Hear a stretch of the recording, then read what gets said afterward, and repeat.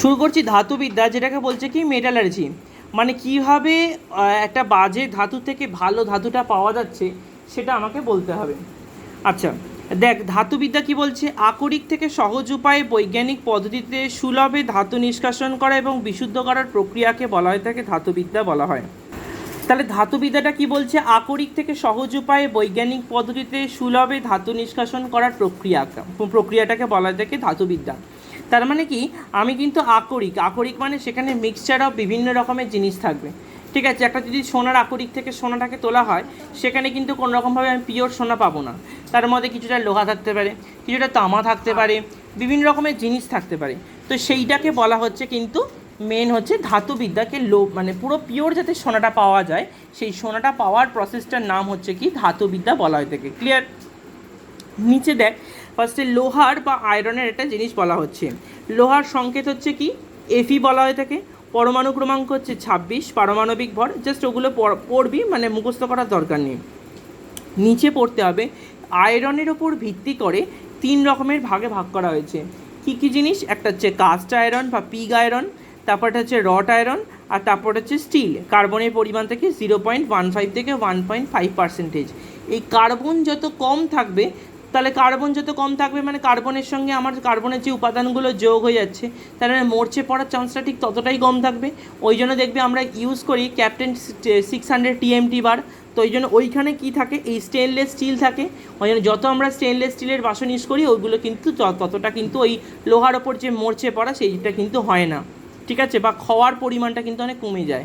ওই জন্যই আমরা হাতে অ্যাড দিই ক্যাপ্টেন 600 TMT বার। ঠিক আছে, বা আমরা তাহলে নর্মালও তো ইউজ করতে পারতাম, কিন্তু তাতেও দেখবে ফ্ল্যাট বাড়ি তৈরি হওয়ার সময় কিন্তু যদি মানে বৃষ্টি পড়ে, তারা দেখবে ওইখানগুলো থেকে কিন্তু তখনও কিন্তু একটা মরচে পড়ার যে জলগুলো সেগুলো কিন্তু গড়াচ্ছে। ঠিক আছে, এবার দেখ ব্যবহার হচ্ছে কোন আয়রনটা দিয়ে কত কীরকম জিনিস তৈরি করা হয়। ফার্স্ট অফ অল হচ্ছে কাস্ট আয়রন। কাস্ট আয়রনতে দেখ কী কী তৈরি করা হচ্ছে, জলের পাইপ, রেলিং, রড, আলোকস্তম্ভ প্রভৃতি ছাঁচে ঢালাই করা যে জিনিসপত্রগুলো, এগুলো তৈরি করা হয়। আলোকস্তম্ভ মানে হচ্ছে আমাদের এই রাস্তায় যে 1 ফলা 3 ফলা যত ফলা সব এইগুলো আছে, এগুলোকে সব বলা হয় থাকে আলোকস্তম্ভ। তারপর হচ্ছে রট আয়রন হচ্ছে কোনটা, যেটা নৌকার সঙ্গে যেটা ফেলা হয়, নোঙর, ছোট শিকল, পিয়ানোর তার, পেরেক, ডায়নামো, বৈদ্যুতিক মোটরের অংশ, ঘড়ির স্প্রিং, প্রত্যেকটা জিনিসেই কিন্তু মরচে পড়ে। ঠিক আছে, ওইটা হচ্ছে রট আয়রন। স্টিলটা কি বলছে দেখ, জলের পাম্প, ট্রাক্টর, লাঙলের ফলা, রেল লাইন, রেল ইঞ্জিন, রেলের বগি, জাহাজ, বিমান, মোটর গাড়ি, এইগুলোতে ব্যবহার করা হয়। এছাড়া হচ্ছে অস্ত্রোপচারে যন্ত্রপাতি প্রস্তুতিতে, এছাড়া কড়া, ছুরি, পিয়ানো, তার, পেরেক, স্থায়ী চুম্বক, ট্রাঙ্ক ইত্যাদি এগুলোতে স্টিল হিসাবে কিন্তু ব্যবহার করা হয়। তার মানে যেখানে যেখানে স্টিল থাকছে সেখানে তাহলে আমরা এটা কিন্তু ইউজ করে থাকি, স্টিল বা ইস্পাত। ঠিক আছে, চলে যাচ্ছি তামাতে। তামার সংকেত বা চিহ্নটা হচ্ছে কি সিইউ। ঠিক আছে, এই কপার হচ্ছে কি লেখা আছে দেখ, বিদ্যুতের সুপরিবাহী। তাহলে বিদ্যুতের সুপরিবাহী, ওটার তলা দাগ দিয়ে রাখ। তাহলে বিদ্যুতের সুপরিবাহী বলে বৈদ্যুতিক যন্ত্রপাতি, মানে বৈদ্যুতিক তার, ডায়নামো, ইলেকট্রিক হিটার প্রভৃতিতে কিন্তু ব্যবহার করা হয়ে থাকে। সেকেন্ড পয়েন্টে দেখ লেখা আছে তড়িৎ লেপন, তড়িৎ মুদ্রণ, তড়িৎ বিশ্লেষণে তড়িৎদ্বারূপে বহুল পরিমাণে ব্যবহার করা হয়। এগুলো শর্ট প্রশ্ন করলে বেসিক্যালি কিন্তু আসে যে কোন কাজে তড়িৎ মানে ব্যবহার করা হচ্ছে, সেটা কি 1 নম্বর শর্ট প্রশ্ন হিসেবে আসে। আচ্ছা, নানা রকমের প্রয়োজনীয় সংকর ধাতু, প্রত্যেকটা সংকর ধাতু তলায় কিন্তু দাগ দিতে হবে। আচ্ছা, তাহলে দেখ আমাদের এখানে কিন্তু প্রত্যেকটা সংকর ধাতুর নামগুলো করতে হবে, কোনটা কি মিক্সচারে কী কী সংকর ধাতু নেওয়া হয়েছে সেটা কিন্তু পড়তে হবে। যেমন দেখ পিতল, প্রশ্ন আসতে পারে পিতল কী কী জিনিস দিয়ে তৈরি, তাহলে কপার আর জিঙ্ক, এইগুলো তলায় কিন্তু দাগ দেবি। তাহলে কপারের সঙ্গে জিঙ্ক দাগ দে। আচ্ছা, তারপর হচ্ছে কাঁসাটা হচ্ছে CuSN, এটা তলায় দাগ দিতে হবে। এসএন মানে হচ্ছে টিন। জার্মান সিলভার কী কী, copper, zinc, nickel, CuZnNi, copper, zinc আর নিকেল। আর জার্মান সিলভার, এই প্রশ্নটা জার্মান সিলভারটা তলায় দাগ দিয়ে রাখ, ভেরি ভেরি ইম্পর্টেন্ট একটা জিনিস। কেন ইম্পর্টেন্ট বললাম, নামেতেই দেখ জার্মান সিলভার মানে কিসের সংকেত হওয়া উচিত, এজি, আর্জেন্টাম যেটাকে বলা হয়ে থাকে, রূপো বলা হয়ে থাকে। ঠিক আছে, তাহলে নামটাতে জার্মান সিলভার, তাহলে আলটিমেটলি কি সিলভারের কোনো উপাদান আছে, নেই। তাহলে কি আছে, CuZnNi। তার মানে পরীক্ষায় প্রশ্ন আসে জার্মান সিলভারের পার্সেন্টেজ কত, বা সিলভার শতকরা কত ভাগ আছে, তাহলে কী হবে আনসার হচ্ছে 0 ভাগ হবে। ক্লিয়ার, কারণ সিলভারের কোনো পার্সেন্টেজই নেই। তাহলে কী হচ্ছে CuZnNi ইত্যাদিতে। এছাড়া মুদ্রার প্রস্তুতিতে কপার কিন্তু অত্যন্ত পরিমাণে বেশি ব্যবহৃত হয়। চলে এলাম দস্তার সংকেত হচ্ছে কি Zn। চলে যাচ্ছে পরের পেজে 10টা থেকে দেখ কী কী ব্যবহার করা হচ্ছে। বিভিন্ন রকম বৈদ্যুতিক সেল বা ড্রাই সেল ইত্যাদিতে কিন্তু জিঙ্ক ব্যবহার করা হয়। আয়রনজাত জিনিস মরচে থেকে রক্ষা পাওয়ার জন্য তড়িৎ বিশ্লেষণ করানোর জন্য জিঙ্কের একটা প্রলেপ দেওয়া হয়, কারণ জিঙ্কের প্রলেপ দিলে একটা চকচকে হয়, প্লাস হচ্ছে মরচে ধরা থেকে আটকায়। ঠিক আছে, জিঙ্কের আরেকটা আস্তরণ পাওয়া যাবে যেটাকে বলা থাকে জিঙ্ক লেপন, বা যেটাকে বলা থাকে ভালো নাম হচ্ছে গ্যালভানাইজেশন। ঠিক আছে, গ্যালভানাইজেশন প্রসেসটা করা হয়। জিঙ্ক হোয়াইটটা কি? জিঙ্ক হোয়াইট হচ্ছে দেখ ZnS প্লাস BaSO4 সাদা রং প্রস্তুতিতে। কোথায় ব্যবহার করা হয়? মেনলি যারা গাড়িকে রং করে, ধর একটা লাল রঙের অ্যাম্বাসেডার আছে, কি লাল রঙের একটা ট্যাক্সি আছে, কি এনি আদার যে কোনো কালারের, লাল হোক হলুদ হোক যাই হোক, প্রত্যেকটা গাড়ির যে কোনো কালারের আগে সবসময় আগে সাদা কালারকে চাপানো হয়। সাদা কালারটা হচ্ছে এই যে জিঙ্ক হোয়াইট, এই জিঙ্ক হোয়াইটটা আগে দেওয়া হয় ZnS প্লাস BaSO4, এই সাদা রং প্রস্তুতিতে এটাকে ব্যবহার করা হয়ে থাকে। ছাপার ব্লক তৈরি বা মুদ্রার উপাদান রূপে বিভিন্ন রকম ছাপার প্রিন্টিং ব্লক হয়, সেই প্রিন্টিং ব্লকগুলোতে কিন্তু তৈরি করতে কাজে লাগে। এছাড়া দেখ লেখা আছে জার্মান সিলভার, পিতল প্রস্তুতিতে কিন্তু ব্যবহার করা হয়ে থাকে। চলে আসছে হচ্ছে অ্যালুমিনিয়াম। অ্যালুমিনিয়ামের ব্যবহার কোথায়? অ্যালুমিনিয়ামের ঘাত হচ্ছে সহনীয়তা, উত্তাপ, বিদ্যুতের সুপরিবাহিত ধর্মের জন্য এদেরকে আজকাল তড়িৎ পরিবহনের তার হিসেবে ব্যবহার করা হচ্ছে। যন্ত্রপাতি প্রস্তুতিতে এটি কিন্তু ব্যবহার করা হয়ে থাকে, কেন অ্যালুমিনিয়ামের তার দিয়েও কিন্তু কিছু কিছু করা হয়।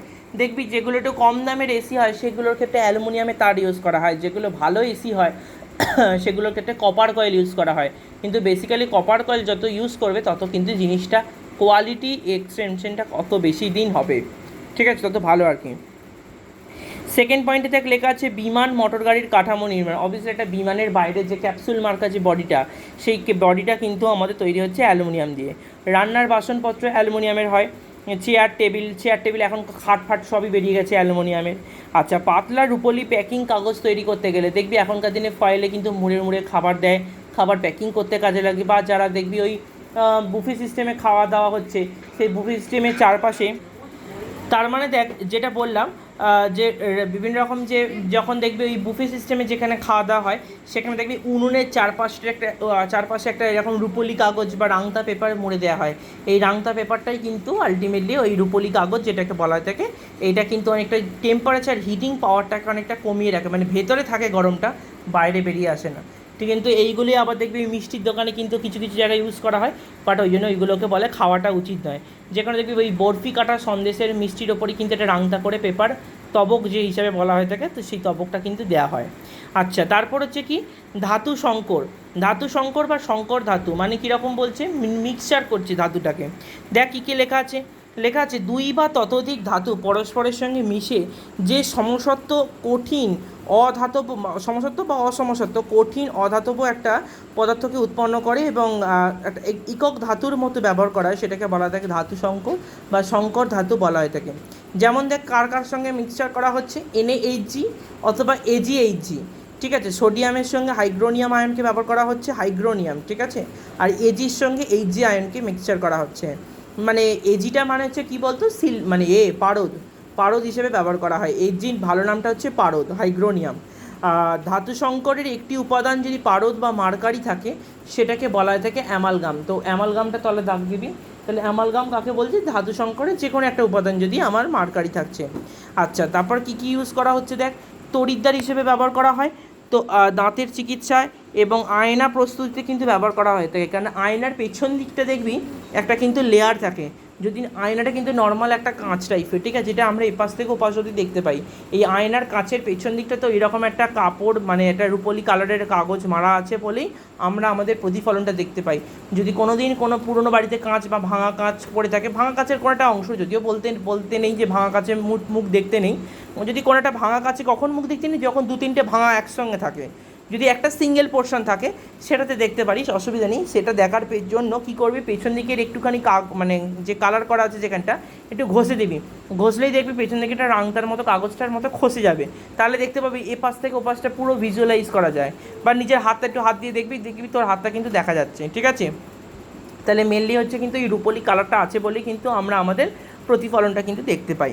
আচ্ছা, নেক্সট হচ্ছে দেখ কীরকম আয়রন সংকর ধাতু, ওখানে কিন্তু প্রত্যেকটা উপাদান এবং তাদের পার্সেন্টেজ কিন্তু ভালো করে মনে রাখতে হবে, মানে যতটা সম্ভব মুখস্থ রাখতে হবে। যেমন দেখ আয়রন হচ্ছে কি স্টেনলেস স্টিল বলা হয়। আয়রনের মধ্যে কী কী আছে দেখ, Fe আর ক্রোমিয়াম, মানে লোহা আছে, লোহার সাথে ক্রোমিয়াম আছে। ঠিক আছে, ইনভার ইনভার্স হচ্ছে কি Fe আর Ni, ঠিক আছে। তাহলে ফেরাসের সঙ্গে কি আছে, নিকেল। আচ্ছা তামা, তামার সঙ্গে দেখ তামার মেন উপাদানের মধ্যে কী কী রয়েছে, তামা হচ্ছে কি কাঁসা আর একটা হচ্ছে পিতল, ঠিক আছে, কাঁসা আর একটা হচ্ছে পিতল রয়েছে। আচ্ছা দেখ কাঁসা আর পিতল, কাঁসার মধ্যে দেখ কী কী রয়েছে, CuSN, ঠিক আছে, কাঁসার মধ্যে রয়েছে কি CuSN, আর পিতলের মধ্যে রয়েছে CuZn। নামটা কিন্তু গুলিয়ে যায়, ওই জন্য ওরমভাবে মনে রাখবি, কাঁসা মানে কাঁসার আছে ওই জন্য CuSN, আর CuZnটা হচ্ছে পিতল, মানে নিজেকে মুখস্থ রাখার ট্রিক্সগুলো নিজেকে কিন্তু বের করতে হবে। আচ্ছা জিঙ্ক, জিঙ্কের মধ্যে যেটা আগের পেজে পড়লাম জার্মান সিলভার, CuZnNi, তিনটে জিনিস, বাট সিলভার কিন্তু থাকে না, বারবার বলে দিচ্ছি। ইলেকট্রন, ইলেকট্রন বলে ওটা ধাতু পাওয়া যায়, ইলেকট্রন মানে ওটা কীরমভাবে এসছে, ম্যাগনেশিয়াম আর জিঙ্ক এই দুটোকে মিক্সচার করে এসছে, ঠিক আছে, ম্যাগনেশিয়াম থেকে জিঙ্ক এই দুটোকে মিক্সচার করে এসছে। আচ্ছা অ্যালুমিনিয়াম, অ্যালুমিনিয়ামের ফার্স্ট জিনিসটা হচ্ছে ডুরালোমিন, ডুরালোমিনের কী কী উপাদান আছে দেখ, AlCuMgMn, very very important part, AlCuMgMn মানে অ্যালুমিনিয়াম, কপার, ম্যাগনেশিয়াম, ম্যাঙ্গানিজ, 3-4টে পরপর ভালো ভালো জিনিস আছে। আর ম্যাগনেলিয়াম কি, এই দুটো দেখ নামের সঙ্গে খুব মিল আছে, অ্যালুমিনিয়ামের সঙ্গে ম্যাগনেশিয়াম, ওই জন্য নামটা হয়ে গেছে ম্যাগনেলিয়াম, অ্যালুমিনিয়াম অ্যালুমিনিয়ামের সঙ্গে ম্যাগনেশিয়াম যুক্ত থেকে ম্যাগনেলিয়াম হয়ে গেছে, ঠিক আছে। চলে যাচ্ছি পরের পেজেতে, পরের পেজেতে এই চ্যাপ্টারটাতে প্রচুর পরিমাণে শর্ট প্রশ্ন আসে, আর প্রচুর পরিমাণে মুখস্থ করার অনেক জায়গা আছে, সো ভালো করে কেয়ারফুলি মুখস্থ করবি। তারপর পয়েন্ট হচ্ছে দেখ কী বলছে, খনিজ কাকে বলে, প্রকৃতিতে যে কোনো যৌগ আকারে পাওয়া যায়, মানে একটা সোনার ডেলা পাওয়া যায়, এই যে কয়লা খনির খনিতে কয়লাগুলোকে নর্মাল কিন্তু ডেলা ডেলা অবস্থায় পাওয়া যায়, তারপর সেটাকে ভেঙে ভেঙে টুকরো টুকরো করে পাওয়া যায়, সেখান থেকে ভাঙাই করতে গিয়ে কিন্তু আমরা হিরেটা কিন্তু পেয়ে থাকি, ঠিক আছে, হিরেগুলো ওখান থেকেই পাওয়া যায়। তাই জন্য এখানেও যখন সোনার খনি থেকে যখন সোনাটা পাওয়া যায়, সেখানে কিন্তু সোনাকে ডেলা অবস্থাতেই কিন্তু যেমন একটা পাথর হয় এরকম পাথর হিসেবে পাওয়া যায়, তারপর ওখান থেকে কিন্তু গলানো হয়, গলিয়ে মেন হচ্ছে ওর ভেতরে যে অশুদ্ধি পার্টগুলো আছে, অশুদ্ধি পার্টগুলো বেরিয়ে আসে, তবেই কিন্তু আমরা একটা 24 ক্যারেট বা সোনার একটা বিস্কুট আমরা বানাতে পারি। তারপর তার মধ্যে বিভিন্ন রকম জিনিস বানিয়ে আমরা 22 ক্যারেট করি, 22 ক্যারেট করে আমরা গয়না বানাতে পারি, অথবা 18 ক্যারেট করেও আমরা কিন্তু গয়না বানাই। 18 ক্যারেট আর 22 ক্যারেটের মধ্যে মেন ডিফারেন্স হয় কি, 22 ক্যারেটে তুই যতটা একটা ছিলে কাটা যে ব্যাপারটা আসতে পারবে বা এটা বুঝতে পারবি, 18 ক্যারেট গোল্ডের কিন্তু সেমই ধরন দেখতে পাবি, দেখলে মনে হবে যে ম্যাট ফিনিশ ওই সিটি গোল্ডের গয়না, ঠিক আছে, তার মধ্যে অতটা চাকচিক্য থাকে না, কিন্তু ওটাও কিন্তু সোনার জিনিস। যাই হোক, তো সেটা বড় কথা নয়। তো এবার কি বলছে, প্রকৃতিতে ধাতু যৌগিক পদার্থ বা শিলারূপে কঠিন অবস্থায় কখনো বা ভূপৃষ্ঠের আকারে পড়ে থাকে, যেমন হচ্ছে দেখ এক্সাম্পল বক্সাইট, বক্সাইটে যখন সংকেত পড়বো নামটা পড়তে হবে, দেখ কী লেখা আছে, Al2O3, 2H2O, পুরো নামগুলো কিন্তু মুখস্থ রাখতে হবে, very very important part, Al2O3, 2H2O। Feldspar, ফেলসপারের সংকেত কি দেখো, একসঙ্গে বলতে হবে, K2O, Al2O3, 6SiO2, ঠিক আছে। এগুলো হচ্ছে অ্যালুমিনিয়ামের খনিজ, ঠিক আছে, যদি প্রশ্ন আসে অ্যালুমিনিয়ামের দুটো খনিজের নাম বলো, অ্যালুমিনিয়ামের দুটো খনিজ হচ্ছে কি, একটা বক্সাইট, একটা হচ্ছে ফেলসপার। আচ্ছা তারপর হচ্ছে দেখ জিঙ্ক ব্লেন্ড, জিঙ্ক ব্লেন্ড হচ্ছে কি ZnS, ঠিক আছে, আর একটা হচ্ছে জিঙ্কাইট ইত্যাদি হচ্ছে জিঙ্কের খনিজ, তাহলে এগুলো শর্ট প্রশ্ন হিসাবে আসে, যে জিঙ্কের দুটি খনিজের নাম বলো, অ্যালুমিনিয়ামের দুটি খনিজের নাম বলো। আচ্ছা এবার হচ্ছে দেখ আকরিক, যে খনিজ পদার্থ থেকে প্রয়োজনীয় ধাতুকে অল্প খরচে এবং সহজ উপায়ে নিষ্কাশন করা যায়, তাকে ওই ধাতুটার আকরিক বলা হয় থাকে। তার মানে কোনো একটা তো আলতু ফালতু ধাতু আছে যেখান থেকে ওই ধাতুটাকে মেন এক্সট্র্যাক্ট করে পাচ্ছি, সেটাকে বলা থাকে ধাতুর আকরিক। যেমন দেখ অ্যালুমিনিয়ামের ধাতুর আকরিক হচ্ছে বক্সাইট, বক্সাইট কেন বলছে, কারণ বক্সাইট থেকে খুব সহজেই এবং ভালোভাবে অ্যালুমিনিয়ামকে পাওয়া যায়। কি বললাম, অ্যালুমিনিয়ামের ওই বক্সাইট যেটা পাওয়া গেল, এই বক্সাইট থেকে খুব সহজেই এবং কম খরচে অ্যালুমিনিয়ামকে পাওয়া যায়, তাই বক্সাইটকে অ্যালুমিনিয়ামের খনিজ বলা হয়। কেন বললাম বুঝতে পেরেছিস, কারণ দেখ বক্সাইটের সঙ্গে কিন্তু ফেলসপারও ছিল, ফেলসপারকে কেন বলা হলো না, কারণ বক্সাইট থেকে সহজে এবং কম খরচে আমরা পেতে পাচ্ছি, ওই জন্যই আমরা বক্সাইটকে বলছি, ফেলসপারকে নয়, ঠিক আছে। আচ্ছা তার নিচে দেখ লেখা আছে, আকরিকের মধ্যে আসল ধাতব পদার্থের সঙ্গে মিশ্রিত কি থাকে, মাটি, বালি, এগুলো সব মিক্সচার করা থাকে। যখন এগুলোকে ছাঁকনির মধ্যে ছাঁকা হয়, যে মালটা নিচে অপদ্রব্য হিসাবে পড়ে থাকে, যে জিনিসটা যেমন ছাঁকনি রাখা, যেমন চায়ের ছাঁকনি যেমন চা পাতাগুলো পড়ে থাকে, যেটা অপদ্রব্য হিসাবে পড়ে থাকে, সেটাকে বলা থাকে খনিজ মল বলা হয়, মানে খনিজ পদার্থের মল, ঠিক আছে, যেটা অপাচ্য বস্তু যেটাকে আমরা বলা হয় মল হিসেবে, সেটা হচ্ছে এই খনিজটাকে এক্সট্রাক্ট করার পর যে জিনিসটা পড়ে থাকছে সেটাকে বলা থাকে কি, সেটাকে বলা থাকে হচ্ছে খনিজ মল বলা হয়। নিচের এই পেজটার ক্ষেত্রে দেখ আকরিকের প্রচুর নাম আছে, ঠিক আছে, আকরিকের নামগুলো কিন্তু মুখস্থ রাখতে হবে, very important. Red haematite, red হেমাটাইটের দুটো করে নাম পড়বি, রেড হেমাটাইট, সংকেত হচ্ছে কি Fe2O3। কি বললাম, রেড হেমাটাইটের সংকেত হচ্ছে কিন্তু Fe2O3। দুটো করে নাম পড়বি, ম্যাগনেটাইট নাম হচ্ছে পড়বি Fe3O4, শুধু এই দুটোই পড়বি। ক্লিয়ার? কি বললাম, একটা হচ্ছে রেড হেমাটাইট Fe2O3 আর পড়বি হচ্ছে ম্যাগনেটাইট Fe3O4, ব্যাস ওইটাই। কার্বনেট রূপে পাবি কি, কার্বনেট রূপের ভালো নাম হচ্ছে কি সিডেরাইট। সিডেরাইট পরীক্ষার প্রশ্ন আসবে কীরকম, কার্বনেট রূপে আয়রনের একটি আকরিকের নাম বলো, তখন কিন্তু কী লিখতে হবে, সিডেরাইট। ঠিক আছে, প্রত্যেকটা জিনিসের পাশে কিন্তু সংকেত লেখাটা কিন্তু মাস্ট, সংকেত না লিখলে কিন্তু নম্বর পাওয়া যাবে না। মেন হচ্ছে 1 নম্বর করে থাকে, হাফ নম্বর হচ্ছে ওয়ার্ডটার জন্য, হাফ নম্বর থাকে সংকেতের জন্য। তাহলে সিডেরাইট বলে তোকে কিন্তু পাশে লিখতে হবে FeCO3। যেমন হচ্ছে তোর জার্মান সিলভার কী ছিল, CuZnNi। ঠিক আছে, ওরমভাবে লিখতে হবে। ঠিক আছে, কপার রূপে কার্বনেট রূপে একটাই নাম পড়বি, নামটা হচ্ছে কি, নামটা হচ্ছে ম্যালাকাইট। ঠিক আছে, কি বললাম, অনলি ম্যালাকাইটটা পড়বি, ম্যালাকাইটের তলা দাগ দিয়ে রাখ, CuCO3 CuOH2, এই একটাই নাম পড়বি। অক্সাইড রূপে একটাই নাম পড়বি, সেটার নাম হচ্ছে কিউপ্রাইট। তাহলে কি বললাম, কার্বনেট রূপে নামটা পড়বি হচ্ছে শুধু ম্যালাকাইট, অক্সাইড রূপে নাম পড়বি শুধু কিউপ্রাইট, আর সালফাইড রূপে পড়বি হচ্ছে কপার গ্লান্স। নামটা দেখ, কপার গ্লান্স। তাহলে কপার থেকে কিন্তু মাত্র 3খানা পড়বি, অনেকগুলো নাম আছে, অতগুলো পড়ার দরকার নেই। ক্লিয়ার? চলে আসবো হচ্ছে জিঙ্কেরও ঠিক দেখ 3টে নাম থেকে 3টেই পড়বো। ফার্স্ট হচ্ছে সালফাইড থেকে পড়বো জিঙ্ক ব্লেন্ড, যেটাকে বলা হচ্ছে কি ZnS। ঠিক আছে, যেটাকে বলা হচ্ছে কি ZnS। কার্বনেট রূপে কি থাকবে, কার্বনেট রূপে হচ্ছে ZnCO3, যেটা ভালো নাম হচ্ছে কি ক্যালামাইন। আর অক্সাইড রূপে নাম হচ্ছে কি জিঙ্কাইট, ZnO। ঠিক আছে, পেয়েছিস 3টে নাম, প্রত্যেকটার ক্ষেত্রে 3টে নাম পড়বো। অ্যালুমিনিয়ামের ক্ষেত্রে 3টে নাম, অ্যালুমিনিয়ামের অনলি ফার্স্টেরটা পড়বো বক্সাইট, ফ্লুরাইড রূপে পড়বো হচ্ছে অনলি ক্রায়োলাইট, আর সালফেট রূপে পাবো হচ্ছে অ্যালুনাইট। সবথেকে বাজে সংকেত হচ্ছে এই অ্যালুনাইট। ঠিক আছে, অ্যালুনাইটটা হচ্ছে সবথেকে বাজে সংকেত, এটাই হচ্ছে এত বড় সংকেত মুখস্থ করাটা কঠিন হয়ে যায়। নামটা হচ্ছে কি Al2SO4 3 K2SO4 4LOH2, বিশাল বড়টা নাম, মুখস্থ রাখতে হবে, আর কিছু করার নেই। প্রত্যেকটা জিনিসের থেকে 3টে করে সংকেত আমরা এখানে পড়বো এবং নামটা পড়বো। তো এতটা অবধি আমি আজকে পড়ালাম। ঠিক আছে, পেজ নাম্বার 129 অবধি আমি আজকে পড়ালাম।